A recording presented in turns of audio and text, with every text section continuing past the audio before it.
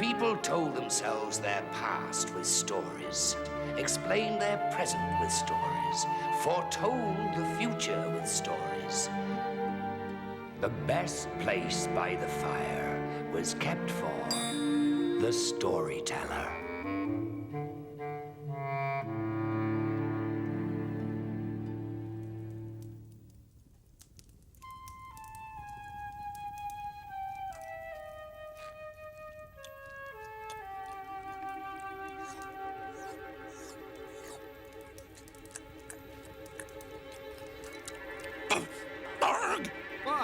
What's the matter?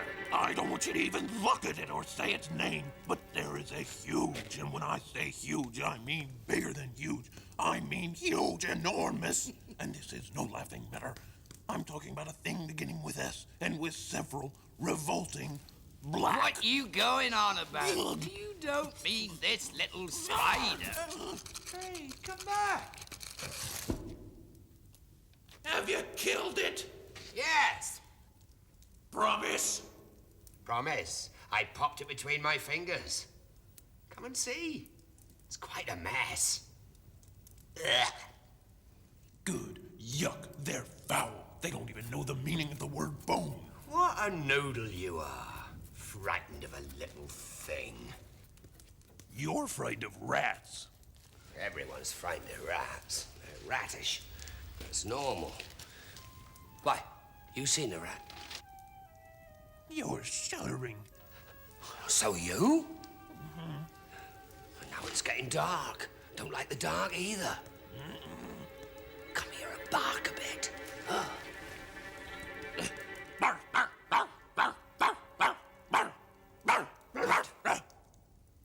What should we do until morning?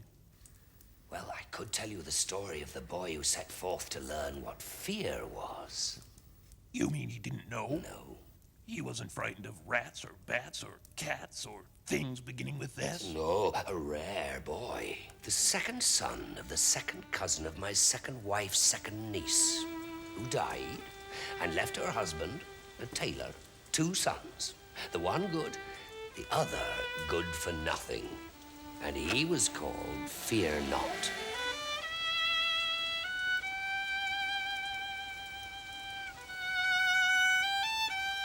Be off with you, you good for nothing!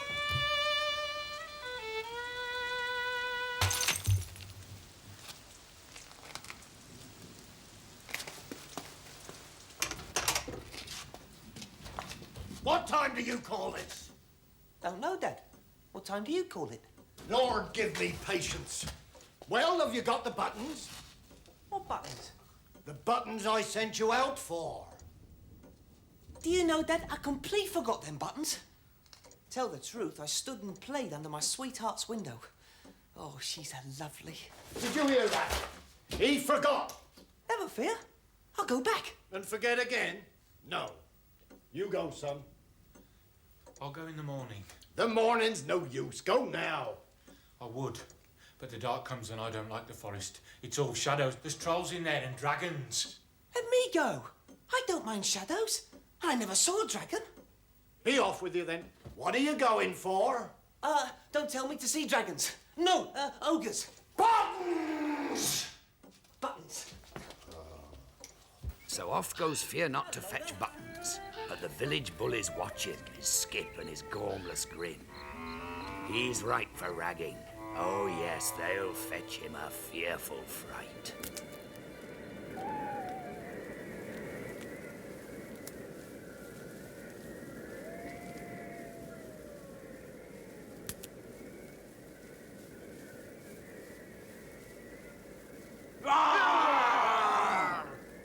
Hello. Are you a troll? I am a wordle, only twice as bad. Never mind. I want your bag of buttons. Sorry, they're for my dad. Give them to me, or I'll mutton you. Mutton me? I'll give you a right flummox. That doesn't sound very nice. Give me the buttons! Very well.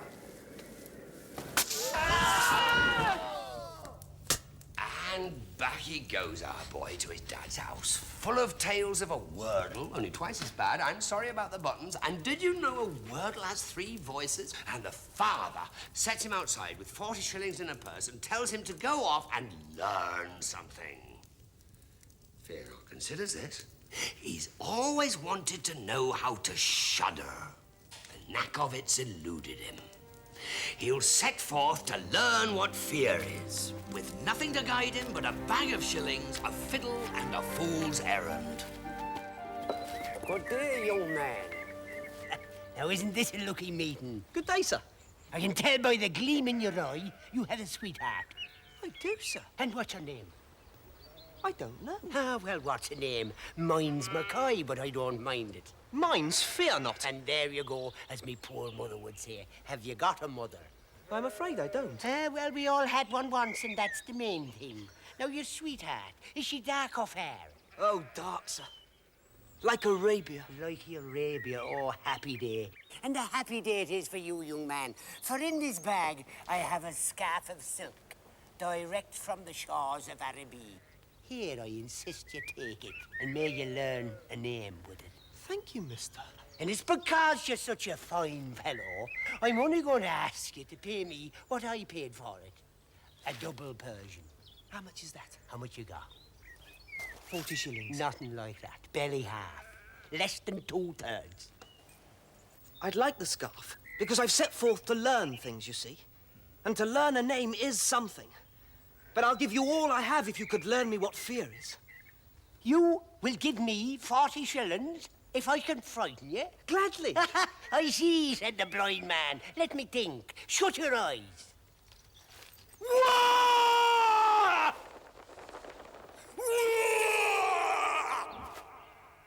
Is something the matter? No, just give me a minute. What do you reckon that is at your throat? I don't know, sir. A knife? And a sharp knife. Slit a hair clean in 2. That's marvellous. Slit a throat without touching the sides. That's a good knife, then. Certainly is, and will do for you, young man, unless you part with your bag of shillings. I can't do that, for I must learn what fear is. And I'm not frightened of you, Mr. Mackay. You're a friend. No, we're friends. Goodness, I'm sure we are. Let me take you down the lane, where I think I can arrange a little case of the shudders for you. Follow me. Where do we go? To a pond, by a hedge, by a field, by a mill, by a town. And in that pond is a fearful sight. So fearful. Think what fearful is. And add 10. And shall I shudder? No question. If you survive.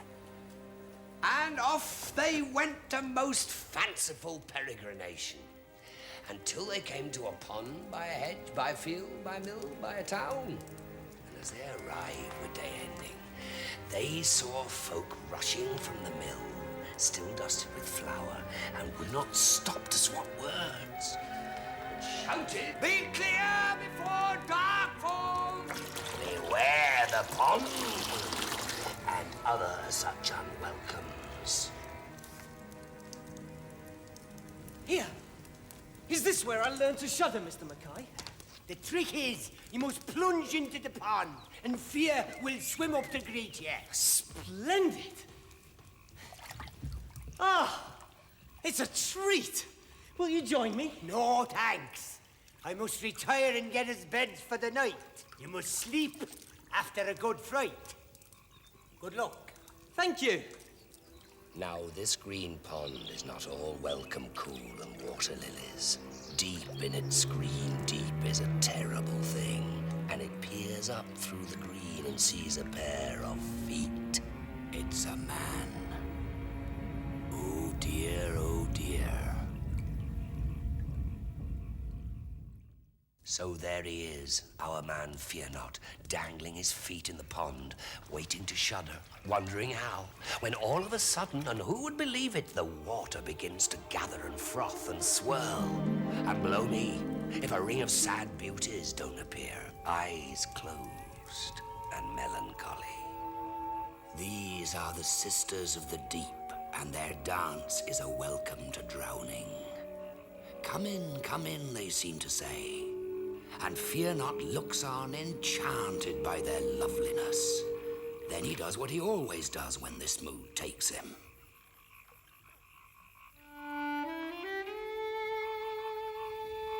Now, why do the village folk avoid this pretty scene? Why do men tremble as night falls and the moon gleams its silver on the pool? Because, my dearios, my darlings, these are the daughters of the terrible thing. Water in their veins, water in their eyes. They have but two tasks, to drown men and to drown women. Come in, they seem to say. Come in and sip our bitter beer. Come in and meet our master.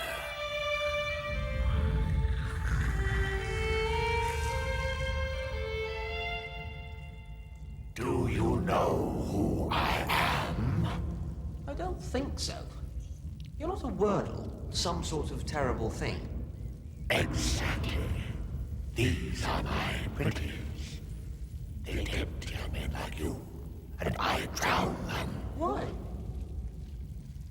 Because. But first, give me your bird. Its song is so beautiful. I can't do that. I have to make it. Look.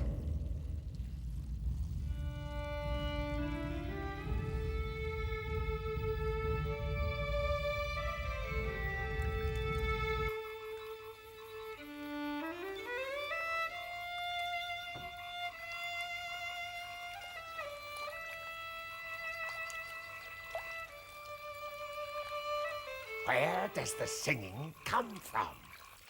These holes. Let me try. Ah, horrid. You must learn to play. But your bird, where does its song come from? The song? Oh, far away. Ireland. Which direction? Over there. Many lefts and many rights. Ireland. I'll go there. That way, you say? That's it. Make it sing some more, and then I'll go. Ireland. And our boy plays some more until the creature leaves his daughters and his green pool and his endless drowning and heads off in search of Ireland and the bird that sings. And he lives there still, for all I know. What a hero! What a hero! Not one feast, but 20, 78 gifts, 4 offers of marriage, and much playing of the fiddle. By morning, Mr. Mackay, self-appointed manager of heroes and historian of Fearnot's exploits, has noted details of the whereabouts of trolls and terrors and dragons and demons and untold, unsolved mysteries. Thus commissioned, the two companions set off, and it isn't till late the following afternoon, head still muddled by cider, that Fearnot remembers to cut the tinker's ears, retrieve his 40 shillings, and ask him where they're heading next. Well, I have the route to a fine terror, but I must have reward. I have promised you my shillings when I shudder. But give me only your fist, which I like not. One little misunderstanding and I'm flashed for me pains. Compare us. You are blessed with great courage. I am cursed with a little cunning. I cheat for trifles, while you can move mountains. Is that fair, I ask you? I'm sorry. Take my money. I've offended you. No, no. I shall struggle on for nothing. We go to yonder castle where none survive a night. So I will learn to shudder at last. Now this castle they approach is a graveyard of hopes. The king driven out, the rooms abandoned. Only fools seek shelter there. For this is a troubled land and bad holes caught. Look, there it is on the horizon. A place brooding. Wait here. I should take things with me. Take a sword. Take 2. These 3 things are enough. Or not, as the case may be. And they leave 75 of my gifts should I not return. Do not leave them here, for you know how it is with me. I'll be forced to steal them and desert you. Have a little courage, Mr. Mackay. Godspeed, fear not. Ah, lovely. Ah, lovely. A little courage, Mr. Mackay.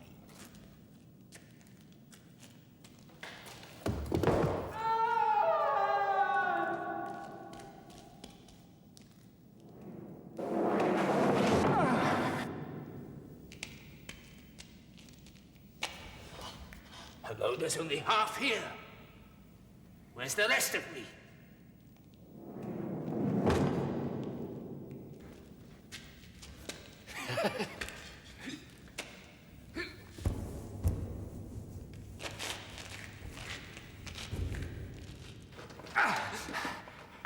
That's more like it.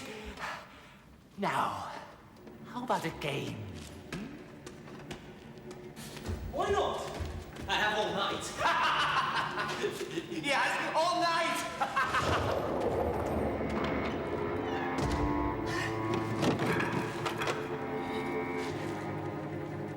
Can you play Skittles?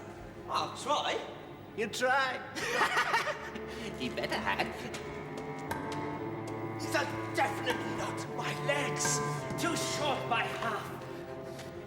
You better win, precious, or you'll find yourself half the man you were. What size legs are those? I don't know.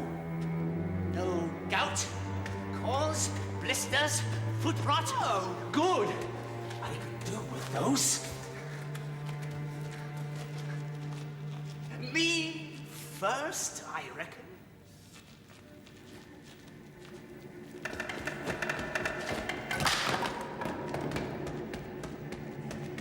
Eight! Not bad on followed legs. Bowl well, precious. Careful, you don't want them pegs damaged. You won't mind, sir. But your ball's not smooth enough for me.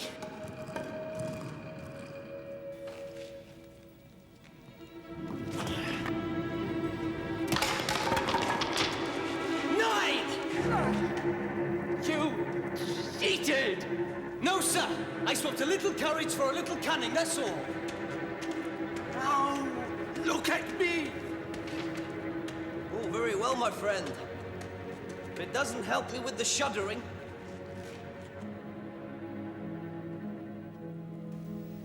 Lovely. Ah, lovely.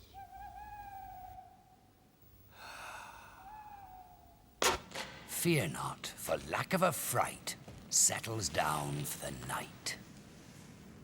But what's this? Mr. Mackay? Oh, mister. Is it all up with you? So cold. You were my first and only friend. My friend, and now so cold. Let me warm you a little. That's better. See? Have I not warmed you?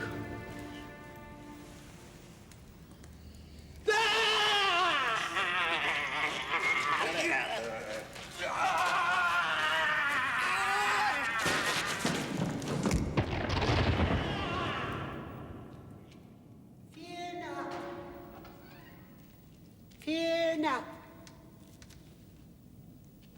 Fearnot. Come nearer, demon, and I'll cut off your head, and then there'll be 3 parts to marry. What?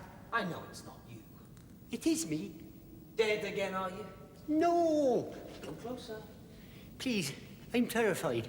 I came with my little courage to find you, and it's quite used up. How many gifts did I leave? Well, I only counted 74 to begin with, and I ate 2, well, 2.5, but there's still plenty. What's the name of my true love? Well, how can I know if you don't? Then it is you. But of course it's me. And you came in to find me? It's my lot. I try to break the mold and be decent, and I get a knife with. Shut up and come here and hug me. No. But hug him he did, and full of glee they searched the castle from top to toe. And behind the farthest door of the highest floor they found a room. And in that room was gold. Such goldness they might have thrown it out of the window for a week and still be swamped. And they shared it half and half, and a bit for luck, and never have two men danced more nor merrier. And from a distance, you would have seen the castle shake off its grey drab and sunbathe. So he never learned to shudder? Well, the fact of the matter is that Fearnot asked such questions of the tinker all the way home. Why haven't I learned to shudder? What can I tell my father, and so on? And the tinker pointed to their gold and said, are there not sufficient riches that you must be frightened as well? And so they went on, Fearnot complaining of fearing not, him muttering, until they arrived at last at the gate of Fearnot's house. We must say goodbye then. You must meet my family. No, families don't like me. Of course they will. You're my friend. You must come in. As me dear old mother used to say, leave them while they want you to stay. No, thank you. What's this for? You must give that to your father. That's right. For I have not learned to shudder. Goodbye, Mr. Mackay. Goodbye, friend.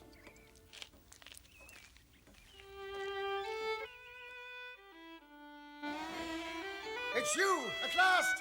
Come quick, come quick! She swoons since she heard you've gone. Nothing will revive her.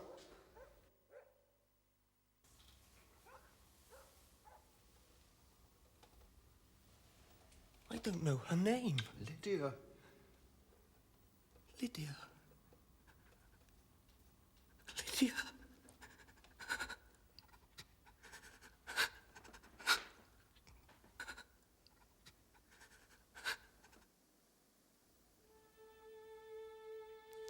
Look. Would you look at that? My sweetheart.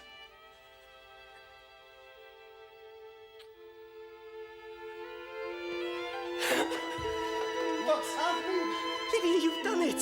Tell me what. You taught me. I've been so far so long, and all it needed was the thought of losing you to teach me what fear was. I shuddered. I shuddered. I shuddered!